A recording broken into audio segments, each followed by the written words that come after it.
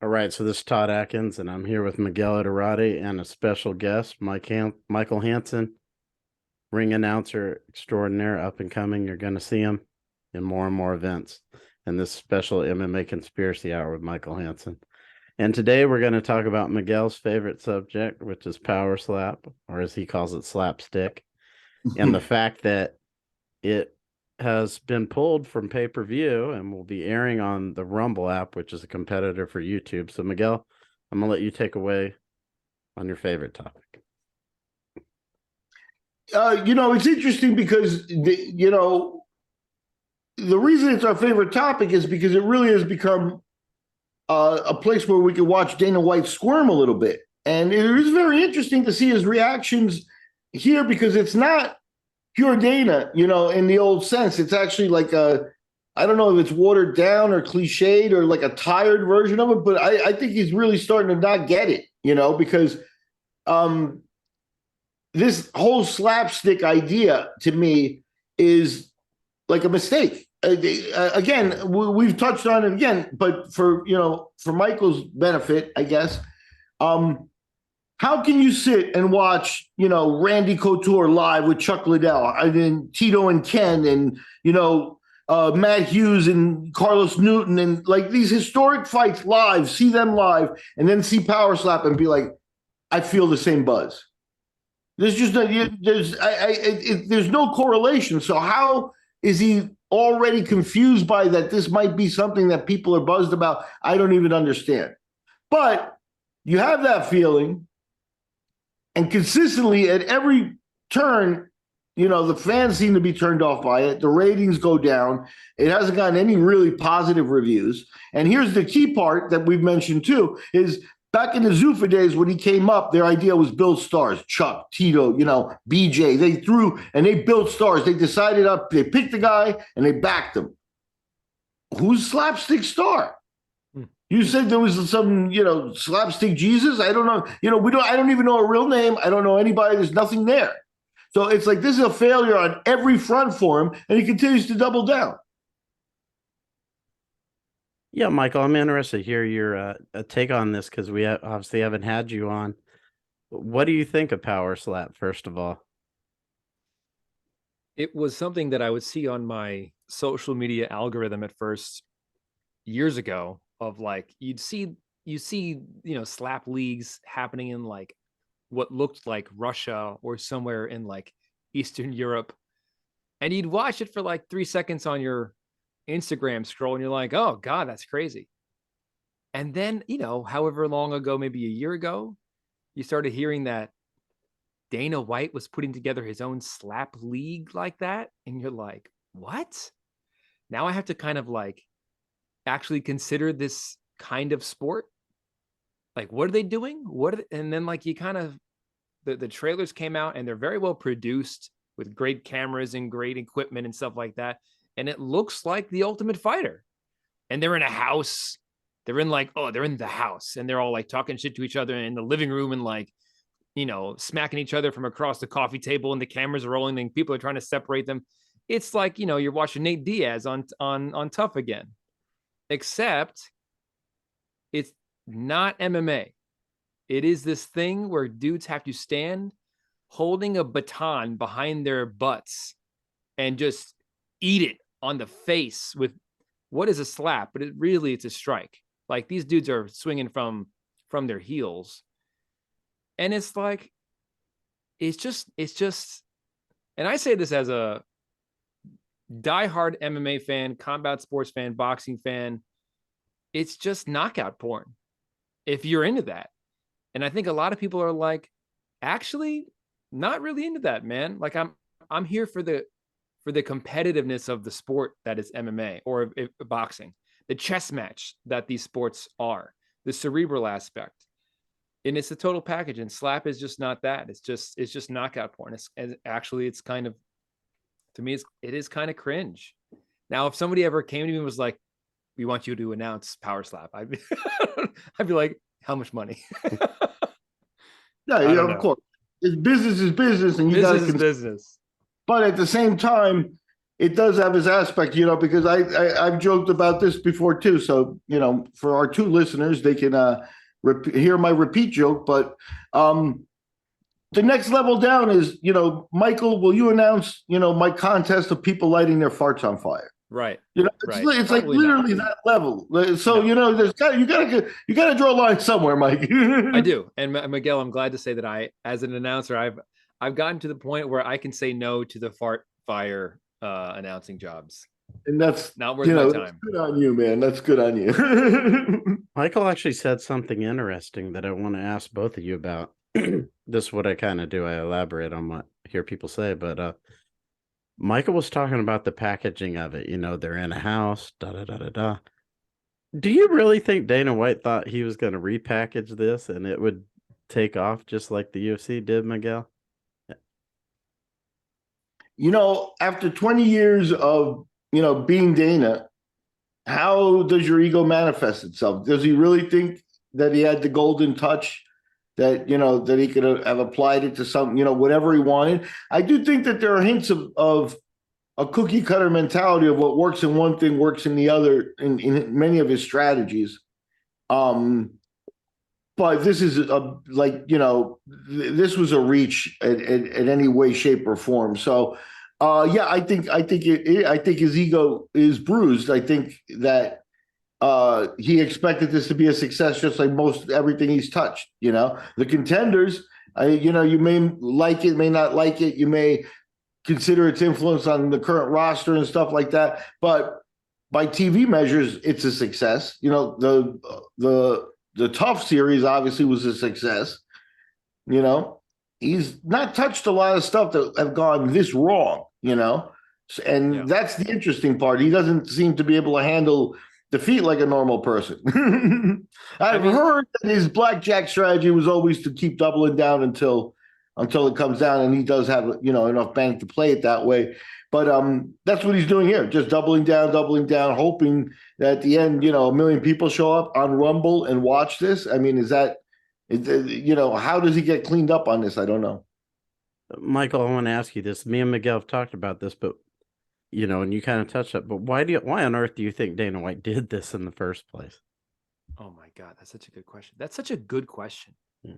And why this? Like, out of all the other gimmicky fighting leagues out there, like there's been the pillow fight league, which is more interesting than slap. It is more interesting because there's two guys in a cage, like trying to make something happen and trying to get creative and strike each other with pillows.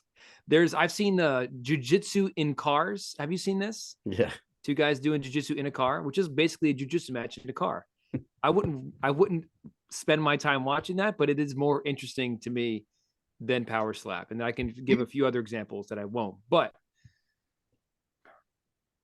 I mean, as I alluded to earlier, like a year or two ago, I'd see like what looked like Eastern European slap leagues on my algorithm. Did somebody in Dana's circle see that and be like, Dana, this doesn't exist in America yet. You need to capitalize on this and bring it to Western markets. See, I confess to having looked into it a little bit too, and I found a league that was done underground where, like, unknown location, but somewhere in Louisville. And that sounds about right, But yeah, it's crazy. It's crazy. Dana, to me, is in a situation here where he's just picked the wrong thing, and he continues to try to shove it down his throat, the throats. And the original appeal for it, I think that the best working theory is that he's flexing the strength of his agreement that transferred him from Zuffa to the new owners, where they can't get rid of him, and it gives him a lot of executive power, and he's flexing it and possibly, just saying, yeah, we're going to back this with full production and everything because you can't stop me. Are you implying that it's kind of like one big troll on Dana's part? Like, there are people, put it this way. I know this is a conspiracy hour, so this is like very on brand. So like when he hit his wife in public, like the closest thing that I could compare to it was Donald Sterling and his very public use of racial slurs Yep. in texts and things. And this guy was a billionaire, owner of the Los Angeles Clippers, Yep. and the players on the team actually said, "Man, we can't handle that." Now, I mentioned on a previous podcast, it would have been great if the women on the roster said, "Hey, you know what? We can't work with Dana anymore," because that probably is what should have happened and would have happened to many other executives. He's Teflon Dana, so it didn't happen. It just didn't happen. But if that possibility had played out, we'd be in a whole different ballgame now. I think, and we don't have to get too much into weeds on this Dana slapping his wife incident. I think the way that footage played out between Dana and his wife, I'll just say it could have been much worse. Like if it was a video where if she didn't hit him first, and I'm not trying to equivocate here, but I'm just saying, if the video starts and there is no video of whatever his wife's name's Anna, I want to say, or Anne. Anne. If Anne doesn't hit Dana, but the video is just Dana slapping the shit out of his wife, almost like in Powerslap style, and she like goes down, I think then you might have seen, the Mackenzie Derns and the Valentina Shevchenkos or whoever being like, I'm not going to work for this guy anymore. But because the way that it played out, they both kind of were like roughing up each other a little bit. No one really got like knocked out or anything. Anyway, I'm not trying to diminish it. And I understand it, but Dana's also tough to take on because that's also a weaker executive could have been taken advantage of by the roster. My point is that even Donald Sterling couldn't survive that, but Dana did. Yeah, I mean, apples and oranges. It's a little bit apples and oranges because race in America. I mean, come on. No, and I understand that, but the point is do you really think that every Endeavor executive backed Dana on that? No. They're like, no, Dana, we're not getting rid of you, man. Don't worry. We'll fight. Whatever fire comes, we're with you, behind you 100%. And that's what I mean. Dana's protected by, when Zuffa sold, he has an agreement where Zuffa said, okay, you're about to buy this company. You can't get rid of Dana, and here are the circumstances. And if you don't sign this, you don't get the company. So they had their hands held, but that transitional contract to Dana is what gives him all this power. There's no doubt. That's a lawyer's way of looking at it, and that's the way he would see and think of things. So whatever happened there, the highest exec at Endeavor sees the guy hit his wife, he probably fires anybody else. Why couldn't he do it here? It's that contract. Yeah. So and I think that at the end of the day, him flexing that way and showing them how powerful he is. Now I'm going to do a stupid league and embarrass everybody, because that's what he's done. And still they can't stop him. That's, to me, the best read on it from my guess, because it is a guess. But I think that this is internal politics playing itself out on the big stage. Yeah, I'll tell you what, I haven't seen any enthusiasm about Powerslap from anybody in circles that I'm in or online or on social. I mean, nobody. I haven't seen anybody reshare any clips or anything like that. And everyone I know doesn't like it. I don't know a single guy who's like about Slap League. Yeah, I haven't had anyone approach me and ask me about it. I had a guy at work, my supervisor, asked me about the Jake Paul thing the other day, but no one's come up to me and said, hey, because they know I'm doing this kind of stuff online. No one's come up to me and said, hey, what about that Powerslap? Nobody. That's a whole other bottle of wine, man. Talking about the whole Jake Paul phenomenon. That's a whole other bottle of whiskey. Right. Now, again, you guys brought up something that I want to ask about, because you're talking about the power of Dana White, but here it looks like he might have lost with this pay-per-view. Was it his decision or somebody else's? What do you think, Miguel? Look, Dana's worth $500 million according to online, so these are levels. The guys who own TV stations have a lot more money than that. So at some point, a guy might say, these guys, keep in mind, at some point, some of the owners up there got letters from a senator saying, what's going on? What are you putting on TV? So they felt pressure from a different guy, and those guys are different level guys, and one of them could very well step in and say, that's it. That's the bottom line. Keep in mind, too, TV also has that power and facade. Even in the UFC's world, even when they started tough, you always heard that the TV executives were going to have some input into the cast. That wasn't just pure the best fighters. There was going to be some personality and show you stuff. And it became that. And it was always the TV people have some influence. So at some point, there are levels to this game. Dana's at the top. There's nobody on the food chain under Endeavor or anything like that. But now you're dealing with a TV company, and the TV company could very well step in because they have a contract that allows them to. Todd, do you think it was Dana? It had to have been a whole board of people, no? That demoted it? I'm asking you guys. I mean, I think it had to be someone above him because of what Miguel's saying. He said it would be on pay-per-view. And when Dana White says something, if it doesn't happen, he goes berserk. So I would think it was someone above him. Yeah. Because, okay, let's think about this. If it's pay-per-view, then I think a board of people were like, no one's going to pay for the view. No one's going to pay. No one's going to buy this. So we have to throw it up on a streaming platform where people can just go watch, and we'll get views and we'll get clicks, like Rumble.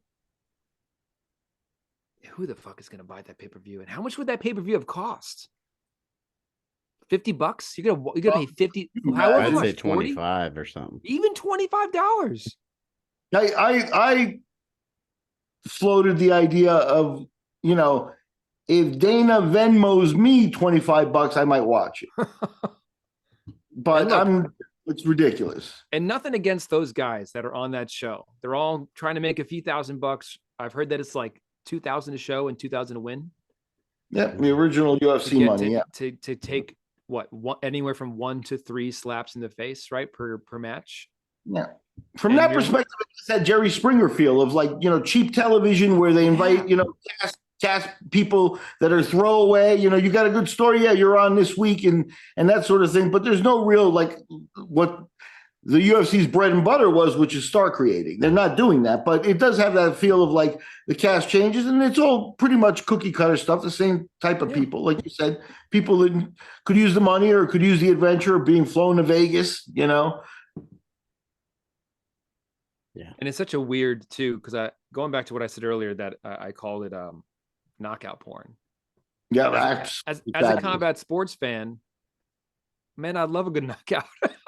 It's such a weird dichotomy of feelings. I mean, you think about the most spectacular knockouts that you've seen. You think about Edson Barboza knocking out Terry Edom. You think about Yair Rodriguez upward elbow knocking out Korean Zombie. And it's like, for those, I'm like, oh yeah, those are amazing. You think about any Francis Ngannou knockout or any Derek Lewis knockout, and you're like, oh my God, those guys are incredible. But with this, it's just, there's something about it. It just really doesn't sit well with me. I want to ask you guys something. This goes on Rumble. If it bombs there, what? Maybe Miguel, you go first. Who knows what Dana does? He should back away slowly and just, hope that the next one, but I don't know what he does, A guy like how much could Rumble be worth? Maybe he buys Rumble because he's mad. Who knows? But I think that he's become a little bit unhinged, He also in the media was over the Conor McGregor appearance on the TV show said, what do I care? Who cares that we're giving him preferential treatment? It's like, when you're trying to provide a sport and an even playing field, and that's what the commissions are there to assure you do, then you saying that you don't care about that. I mean, that's not Dana. He's way off on a bunch of stuff, from all year. It's been a bad year already for him. Yeah, Todd, I think that if it doesn't get any views on Rumble, then I think they just quietly back away and we just stop seeing sponsored ads on social media and stuff. Maybe they do another season of it. I don't know. The thing is, these guys in the media that he has bad relations, they're going to bring it up. What happened to this? Where is it? Yeah. So it's going to be hard for him to walk back away.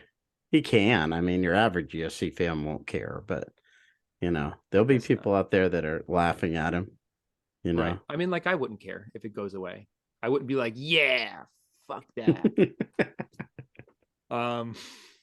Because again, a bunch of those guys are trying to make $4,000, and it might be important. It might be a lot of money to them. And hey, if they want to just give a slap and take a slap to make $4,000 in a day or however long, a week, or good on them. You mean to tell me, Michael, that you don't believe there's an 8-week training camp for that? They do that. They said that they go through a training No, camp. I don't know. Well, Dana don't- was saying they were gonna bring all this new stuff into it and train their necks and bring guys in to God. teach them to throw the slap, No, too more much, man. effectively It's and too blah blah much. blah. No. He missed. I mean, literally, like I said, after 2 decades where you kind of got to be like, all right, they're going to try a reality show on Spike TV, and you see the first one, and it's like a lot of like product placement and men shaving each other and stuff, and you wonder, what are we giving up for, the chance of being on television? But it turned out to be a good thing. The same thing, I guess. I guess it was an IFL idea to put the uniform on the fighters, but they stole it and took it to the extreme, and now it's a big sponsorship that's out there, and I think that the Venom sponsorship is probably a little more money for the fighters than the Reebok sponsorship, so it's building the way that type of thing should be. So another success for Dana, and the tough series, success after success after success, only to fall on your face like this. It's almost unfathomable, but it's fun to watch. It's fun to watch the spiral downward of slap, you mean? Yeah, Dana, Dana's discomfort. I think he's wrong, and he doesn't want to admit it. But it doesn't. Him not wanting to admit he's wrong does not preclude the fact that he's wrong. And I'm no judge. Like I decide who's wrong or right. No, this is the court of public opinion. Slapstick has not worked on any level, really. And he continues to double down, as I mentioned. And it's just weird to watch somebody who keeps doing that. And, especially a guy that at some point, begrudgingly or, with real respect, the guy doesn't fail like this. He hasn't. So that's why it's weird. Yeah. Yeah, and we were looking at the ratings before you came on, Mike, like for the 6 weeks. I think 1 week had 400. I think it was the second week. And I think 1 week had like 3. All the rest were in the 200,000 Views. Viewers on TV. So On those actual numbers are terrible. It's actually on cable. Like it's on like. What Well, they channel? were coming on after AEW, this pro wrestling league that Yeah. a lot of people watch, and they all turned off the TV when Slap came on. But it was on a big channel. It was TBS or one of the Turner Broadcasting Network, stuff. So yeah. So I want to more powerful than Dana. I have nobody's going to come in and go, hey, you're wrong on that one, So, and I don't think Ted's in charge of that station anymore, but whoever bought it from him or took it, whatever. And that's where it was. I don't think a UFC exec could have pulled the plug on that event. I think it had to be a television person that says, we're getting letters from senators and it's not shown. Yeah, I think at the end of the day, they've got these pay-per-view machines and there's a slot there, and whatever they're going to fill in there is probably going to do just as bad as slapstick. I don't think they really care about the material, but I do think they care about all the perception and the bad rap that they've been getting. Like the letters from senators, I think were also poo-pooed a little bit. But again, now you're talking about higher powers moving. If Dana's the biggest sword in the room, you're going to get your head cut off. But he no longer is when you're talking about senators. Well, you remember all the problems one senator gave the sport for years at the very beginning. He could be a senator that really decides to take this on and wants to do an investigation on their pay structure. Dana'd be best not taking them on. And I think he's come close in many ways. So, and that's where, again, this guy is not a guy that, I didn't realize those repercussions were there. He's always operated so, not like this, that it's weird. It's just everything about it is strange. But I do think that when a TV exec, a billionaire, receives a letter from a senator that says, hey, what are you putting on TV? Because that's the general headlines that were out there that senators wrote in about it. Is now that's you've upped the ante. Dana no longer is protected by the contract that transferred his employment to a new owner. Now I want to end on this. I'm going to change gears here. John Jones is coming back this weekend. Maybe Mike, I'll go to you the first. Do you care how much, how important it is to you? What do you think's going to happen after? Hmm. Or where do you think this goes? The return of John Jones. I guess, yes, I do care about it. I would have cared more about this fight if it was, what, 3 years ago? Now he's that much older. What is he? Is he 35-ish? Somewhere around there. Jones is complex, man. As an MMA fan, to me, it's kind of like his career is just this winding thing, and he's still, in spite of all of it, is considered the GOAT as of now. I'm sure someone's going to pass him eventually. I hate it when people say stuff like, "Oh, there will never be another guy." I'm like, yes, there will be. There will. There just will. The sport's only 30 years old, guys. But yeah, I care about this fight. I've wanted to see Jones at heavyweight for probably 8 years or so. I think personally, I'm curious to get your guys' reaction to this. I think Cyril Gane is a great matchup for John Jones to win a heavyweight belt. Stylistically, on paper, I think that Jones should win this fight. I personally, I'll put it out there right now. I think he's going to win this fight and possibly make it look easy if he brings in, I think, a good amount of cardio, because I think Gane is not going to be easy to get a hold of. But anyway, yeah, that's what I think. I care about it. Now, Miguel, we're the old school guys here. Where does John Jones fighting Saturday at heavyweight land with you? Well, I got to the point where I thought we might never see him again. And Totally. there's been enough time since his last, problematic incident off, away octagon, away from the octagon, that I thought there were good odds that he would have screwed up again by now. Just because I don't see, true contrition and I still think his ego is very active, and I think that we'll see. I think Michael's got a very astute assessment on this fight. I think he's just much more sophisticated and got, I think Cyril is a guy that has 10 fights. We saw, even you can railroad a guy with 10 fights, even into the UFC title. See Cody Garbrandt, and see what happens to him once you actually, step up the competition. So, and guy here, I think, he already lost. I think he's going to take a second loss in a row, and he's on the Cody Garbrandt path. And Jones is going to be, I would have preferred to see Jones fight Stipe. Yeah. Why can't they bring Stipe back? These are questions, that would be Dana White actually making fun of the MMA media correctly. It's like, why don't people bring something like that up? What is the problem with a former champion who at one point had more title defenses than anybody and was being touted as one of the best? But the guy's a solid guy who's been a fireman the whole time, and he doesn't need to sign for something unless it really moves his needle. Are negotiations really that tough with that guy? He looked to me like a hardworking guy. Yeah. And they've had him on the shelf. So there's all kinds of problems with Jones coming back into a title fight in a position of privilege like that in a new weight class, when they have a champion or a former champion who probably says, hey, where's my interim title shot? Where's been my chance? Why am I waiting on this? So, yeah, Jones, I think that this whole conversation hints that Jones has come back a little bit to the pack too.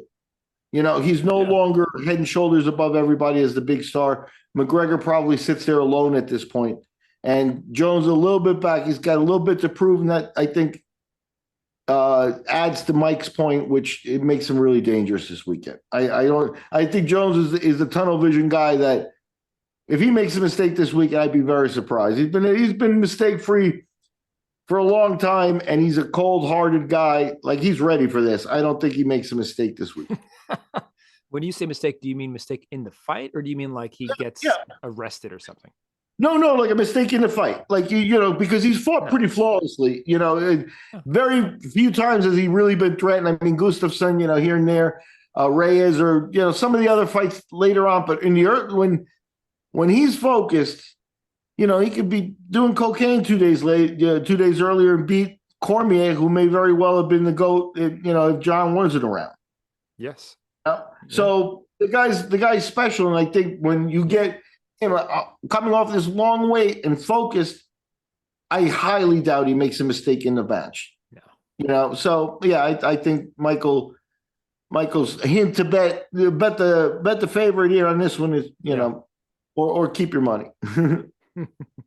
Now, if he does win, is it as impressive as you guys expect? I'm not there yet, like you guys are, because I remember the last two fights he had. He didn't look good in either one of them. It's fair, yeah. In the layoff. So maybe he has something else, But if he does win impressively, as you guys expect, what's like the story Monday? Does he blow up again? Is that what it would be? I think so. I think the UFC already has started to with their promoting of this weekend's fight.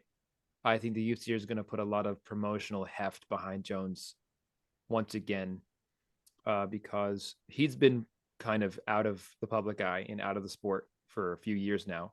Conor, who is the sport's true golden goose, has been kind of in and out of the sport, kind of similar to John Jones in certain ways, where like Conor's just like, you want to love him, but he's always kind of getting in trouble and like hitting people in public, and like just seems like he's just, I don't know, kind of going off the deep end a little bit. I don't know.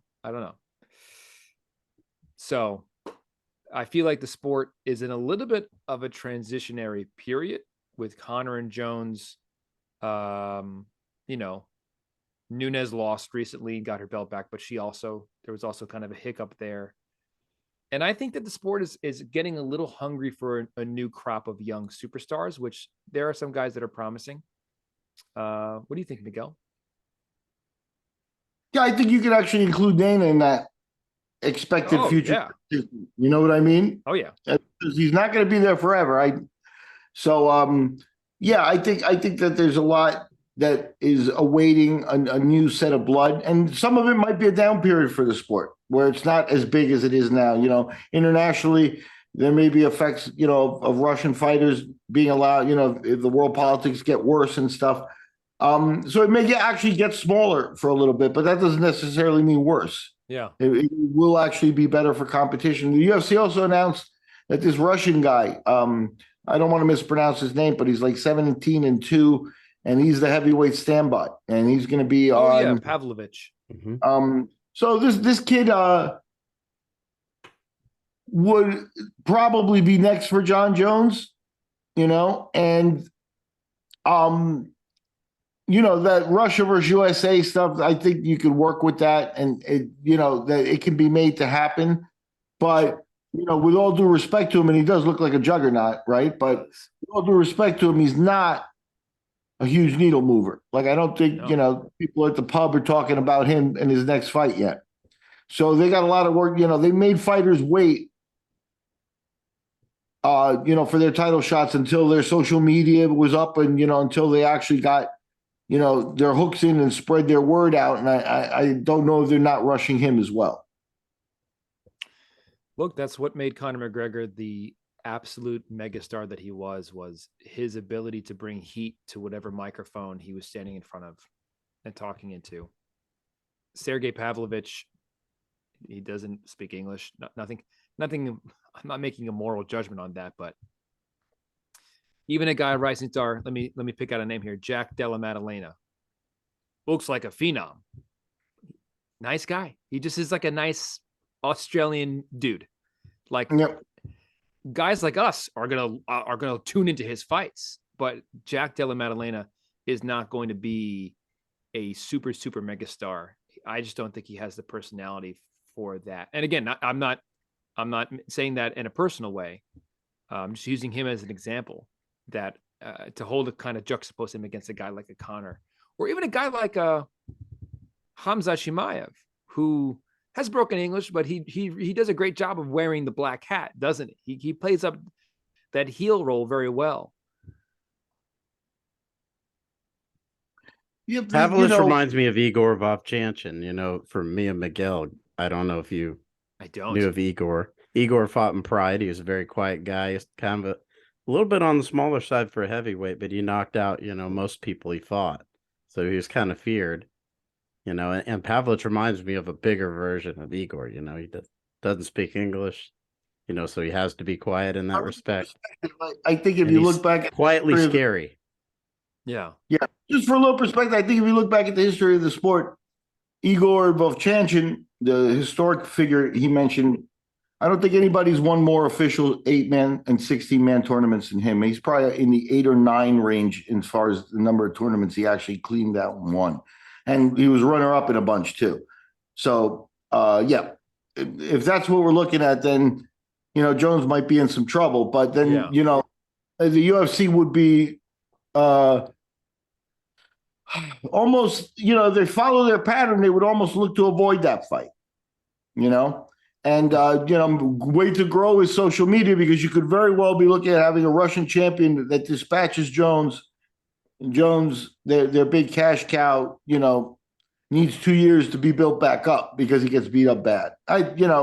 Just scenarios. Yeah. But they got to think about all that stuff. And I think we're still talking about a light division. I don't think Jones is facing, Stipe could be bought back. I think they could throw, if they threw money at him, that would be a decent thing to do and to bring him back. But again, the layoff, are we going to get optimal Stipe, or was that better done 3-4 years ago? So it's very confusing what they're doing here. And at the end of the day, everybody knows that the big match up there got away. Oh yeah. Well, I think that's something good to end on. Now, Michael, I want to give you a chance to talk about the new MMA show and, the stuff you're doing as far as announcing what promotions you do, since you're a guest here. Thank you, sir. Yeah, you guys can also find me on a podcast I've been doing for a little over a year now with two buddies of mine called And New MMA Show. We talk about upcoming fights. We break them down. We give our predictions and our picks. We break down fights that have just recently happened. And my buddy Mark on the show, he meticulously has created and maintains his very own rankings system, which we call the Prio rankings. It's Mark's last name, Mark Prio. And he has the mind for that, man. He has spreadsheets, and he really invests in it. We talk about current events in and out of the MMA cage, headlines and stuff like that. And we usually end with a little bit of trivia. So something for everybody. Well, something for every MMA fan on And New MMA Show. Episodes usually come out on Thursdays. So we're going to be recording tomorrow night. So yeah. And in terms of me in the ring, I've been ring announcing since 2019, right before the pandemic, which is a great time to start when everything fucking shut down. And but it's been going pretty well. I've announced for boxing, MMA, and Muay Thai kickboxing. I gotta say, my favorite might be Muay Thai. I love Muay Thai. It's so pure, man. It's so beautiful.